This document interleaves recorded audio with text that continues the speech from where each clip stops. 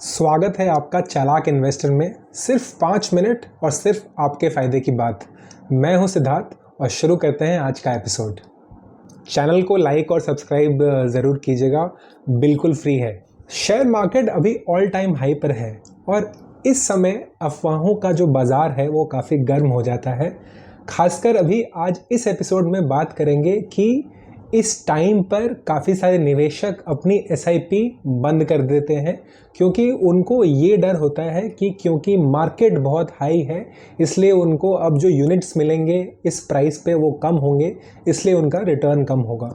तो ये सोचने के हिसाब से सही बात है, लॉजिकल है, लेकिन आप जब एसआईपी करते हैं वो क्यों करते हैं और आज आप बंद कर रहे हैं वो क्यों कर रहे हैं, उसमें काफ़ी अलग एक अप्रोच है। मैं वो आपको समझाऊंगा इस एपिसोड में।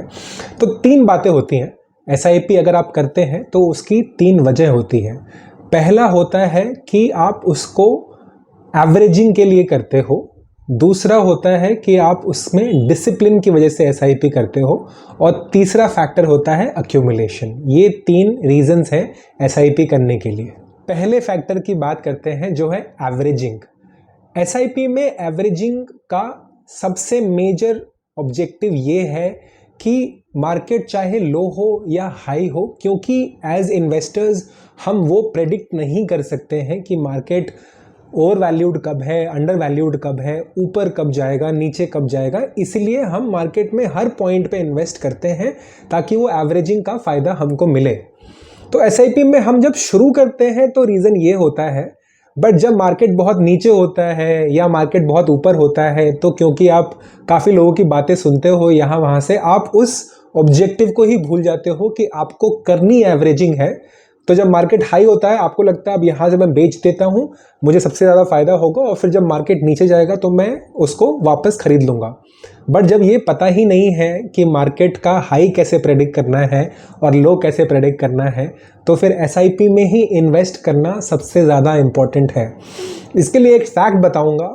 February 2023 में almost 14 lakh SIP accounts close हुए थे एंड इसका एक मेन रीज़न ये है कि लोगों को लगा कि मार्केट बहुत हाई है और यहाँ से अब मोस्ट लाइकली उनके जो पोर्टफोलियो होंगे वो उनमें लॉसेस देखने मिलेंगे।